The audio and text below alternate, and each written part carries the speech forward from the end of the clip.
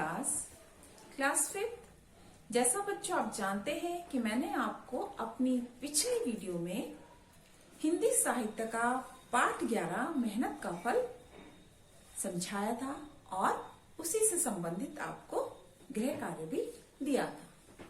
तो बच्चों आज मैं आपको हिंदी साहित्य का ही पाठ 13 समझाऊंगी और पढ़ाऊंगी। आप ध्यान दीजिए, आज हमारा जो पाठ है अब्राहम का पुस्तक प्रेम।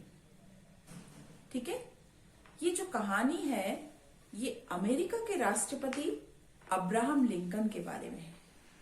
इस कहानी में ये बताया गया है कि अब्राहम लिंकन को पुस्तक पढ़ने का कितना शौक था। इसी शौक के कारण उनको एक बार अपने पड़ोसी से डांट खानी पड़ी थी। तो चलिए बच्चों हम इस रोचक पाठ को पढ़ते हैं। आशा आप लोग ध्यान से सुनेंगे। बहुत पहले की बात है, अमेरिका के एक गांव इंडियाना में थॉमस लिंकन नाम का एक मजदूर रहता था। अब्राहम उसी मजदूर के पुत्र थे। एक गरीब मजदूर की संतान होकर भी अब्राहम विद्या प्रेमी थे। बहुत पुरानी बात है, यानी बहुत पहले की बात है। अमेरिका का जो गांव था इंडियाना, वहां पर थॉमस लिंकन नाम का एक मजदूर रहता था। अब्राहम उसी मजदूर के पुत्र थे।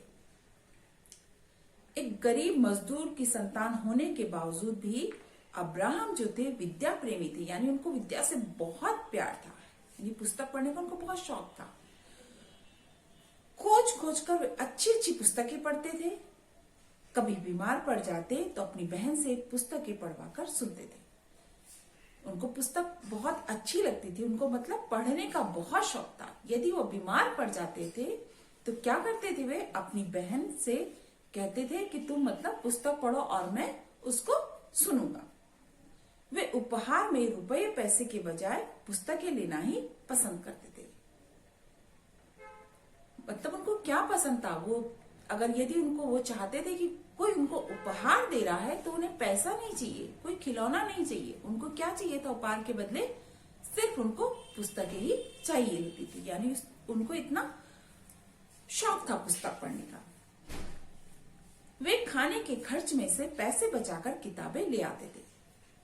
किताब पढ़कर बेच देते और नई किताब खरीदते थे। उनको जो खाने के लिए पैसे दिए जाते थे उससे वो कोई चीज खाते नहीं थे। उनसे जो भी पैसा वो बचता, मतलब उसको क्या करते थे, उस खर्च से पैसे बचाकर वो क्या करते थे, अपने लिए पुस्तकें खरीद देते थे। और जब वो पुस्तक खरीदते थे उनको पढ़कर, उनको पूरा पढ़कर वे उनको फिर दोबारा से बेच देते थे और अपने लिए नई किताबें खरीद देते थे। एक दिन अब्राहम ने अपने पड़ोसी के पास अमेरिका के प्रथम राष्ट्रपति जॉर्ज वॉशिंगटन की जीवनी देखी। उसने साहस बटोरकर अपने पड़ोसी से वह पुस्तक पढ़ने के लिए मांगी। एक दिन अब्राहम अपने पड़ोसी के पास गए जो अमेरिका के प्रथम राष्ट्रपति जॉर्ज वॉशिंगटन की जीवनी देखी। उनके पास गए, उन्होंने देखा, किताब को देखा और उसमें कौन थे, किसके बारे में था, जो अमेरिका के प्रथम राष्ट्रपति थे जॉर्ज वॉशिंगटन की जीवनी के बारे में लिखा हुआ था उस किताब में। उन्होंने बहुत साहस से, यानी उन्होंने हिम्मत जुटाई, साहस बटोरकर उन्होंने अपने पड़ोसी से उस पुस्तक को पढ़ने के लिए मांग लिया। पड़ोसी सोच में पड़ गए। जब उन्होंने पुस्तक मांगी तो वो सोच में पड़ गए। कुछ सोचकर बोले, देखो अब्राहम, मैं किसी को अपनी पुस्तकें नहीं देता।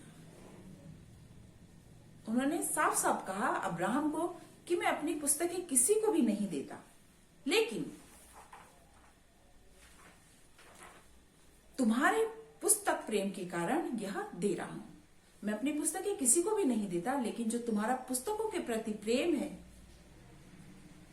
लगाव है जो पुस्तकों से, उसी के चलते हुए, उसी के कारण मैं तुमको यह पुस्तक दे रहा हूं। याद रखना जरा सावधानी से, फटे नहीं न ही खोए। उन्होंने समझाया कि याद रखना कि ये पुस्तक फटे नहीं और ना ही ये खोए। इसको मतलब बहुत सावधानी से रखना। यह किताब बहुत कीमती है। जी नहीं, फटना और खोना तो दूर, अगर कहीं दाग धब्बा भी लग जाए तो आप मुझे चाहे जो दंड दीजिए, यह पुस्तक मैं आपको बहुत जल्द पढ़कर लौटा दूंगा। अब्राहम ने क्या कहा कि आप निश्चिंत रहिए, फटना और खोना तो बहुत दूर की बात है। यदि इस बुक में मतलब यदि इस पुस्तक में एक धब्बा भी लग जाए तो आप मुझे दंड दीजिए, यह पुस्तक मैं आपको बहुत जल्द पढ़कर लौटा दूंगा। यानी आपको जो दंड देना होगा मुझे आप देना, मैं आपको बहुत जल्दी ये किताब पढ़कर लौटा दूंगा। सर्दियों की रात थी, माता पिता आग ताप रहे थे। अब्राहम भी उन्हीं के पास बैठकर वह किताब पढ़ने लगे। कई घंटे बीते, सब सो गए। अब्राहम अपनी पुस्तक में ही खोए रहे। बीच बीच में कई बार पिता की आंख खुली। उन्होंने अब्राहम से सो जाने के लिए कहा। अंत में पिता की डांट भी सुननी पड़ी। सर्दियों की रात थी। सभी लोग क्या करते हैं, जैसे आजकल सर्दियों का मौसम है तो आप लोग अपने घरों में आग जलाते हैं ना, सेकते हैं आपको, उसी प्रकार वे भी अपने घर में उसके माता पिता ने आग जलाई थी और आग को ताप रहे थे। अब्राहम भी उन्हीं के पास बैठकर किताब पढ़ने लगे। कई घंटे बीत गए, 1 घंटा, 2 घंटा, 3 घंटा, कई घंटे बीत गए, सब सो गए। लेकिन अब्राहम जो थे उसी पुस्तक में खोए रहे, मतलब इतना लीन होकर वो उस पुस्तक को पढ़ते रहे कि उन्हें कुछ भी होश नहीं था। बीच बीच में जब भी मतलब माता पिता तो सो गए, उनकी आंख खुलती वो देखते कि अब्राहम पुस्तक पढ़ रहा है। उन्होंने कई बार अब्राहम को सो जाने के लिए कहा। अंत में पिता की डांट भी सुननी पड़ी। मन मारकर अब्राहम ने पुस्तक खिड़की पर रखी और बिस्तर पर लेट गए। पिता की डांट सुनने के बाद उन्होंने अपने मन को मतलब किस तरह समझाया, मन को मारकर किताब पढ़ने रख ली और लेट गए। कहाँ रखी उन्होंने किताब को? उन्होंने खिड़की में रख दिया और अपने बिस्तर पर लेट गए। पढ़ी हुई बातों को सोचते सोचते न जाने कब उन्हें नींद आ गई। सवेरे पुस्तक पढ़ने के विचार से सबसे पहले उठे और खिड़की के पास पहुंचे। लेकिन वहां जो कुछ देखा उसे देखकर उनका दिल धक से रह गया। जब उन्होंने सोते समय किताब को खिड़की पर रखा तो उसी किताब में जो कुछ उन्होंने पढ़ा था उसको सोचते सोचते न जाने उन्हें कब नींद आ गई, उन्हें स्वयं भी पता नहीं चला। और सुबह उठकर उन्होंने सबसे पहले विचार किया, खिड़की के पास पहुंचे, उन्होंने देखा कि मैं अब किताब पढ़ूंगा। लेकिन वहां उन्होंने जो कुछ देखा उसे देखकर तो उनका दिल धक से रह गया। रात को वर्षा हुई थी। पानी की बौछार से पुस्तक पूरी गीली हो गई थी। उसके बहुत से पृष्ठ भी भीगने से गल गए थे। बालक अब्राहम का तो सारा खून सूख गया था। रात को वर्षा हुई। अब वो जो किताब उन्होंने खिड़की पर रखी थी वो बारिश के कारण क्या हुई, भीग गई। पूरी पुस्तक मतलब उसके कई पन्ने गीले हो चुके थे और जो गीले होने के कारण क्या थे, उसके कई पृष्ठ गल भी चुके थे। देखा होगा आपने, जब किताब पानी से भीग जाती है, ज्यादा पानी गिर जाता है तो कई पृष्ठ होते हैं जिनमें ज्यादा पानी रहता है, गिर जाता है तो गल जाते हैं। उसी प्रकार उनकी वह पुस्तक भी गल चुकी थी, उसके कई पेज मतलब गल गए थे।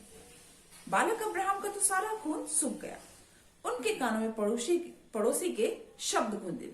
उनके कानों में क्या गूंजने लगे? पड़ोसी के शब्द गूंजने लगे। अब क्या उत्तर दूंगा मैं उन्हें, परंतु बैठने से तो काम चलेगा नहीं।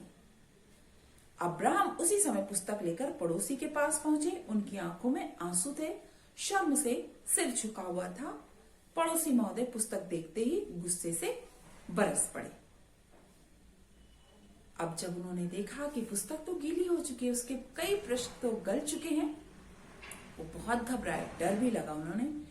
लेकिन उन्होंने हिम्मत करी और सोचने लगी कि अब मैं उत्तर क्या दूंगा उन्हें। वो पूछेंगे कि ये कैसे हुआ तो मैं क्या उत्तर दूंगा। फिर उन्होंने सोचा कि इस तरह हाथ में हाथ धरकर बैठने से तो काम नहीं चलेगा।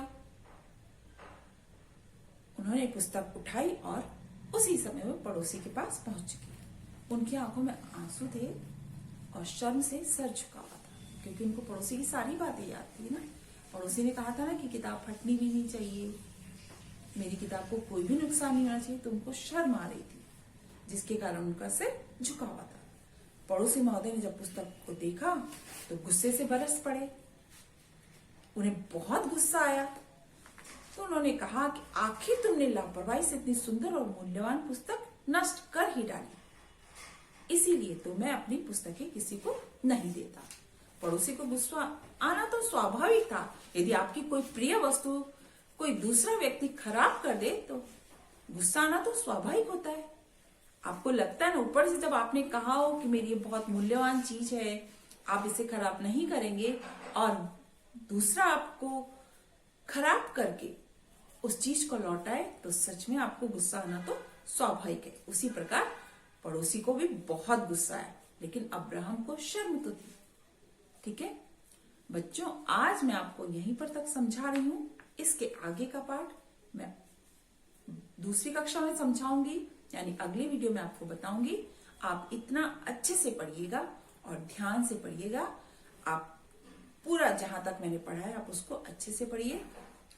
यहीं तक, यानी जहां तक मैंने आपको वाचन करवाया है, मैं वहीं तक आपको प्रश्न उत्तर दूंगी। आप पाठ को पूरा पढ़िए, बीच से भी प्रश्न होंगे, रिक्त स्थान भी होंगे, तो आप ध्यान से पढ़िए और समय पर। बच्चों, लापरवाही बिल्कुल मत कीजिए। आप देख रहे हैं कि आपके मार्क्स कैसे आ रहे हैं, जो होमवर्क जमा नहीं कर रहे हैं वो किस तरीके से परेशान हो रहे हैं। ठीक है, तो आप ध्यान दीजिए और बहुत अच्छे से पढ़ाई कीजिए, और जो मैं काम दूंगी उसको समय पर मुझे भेजिए। थैंक यू बच्चों।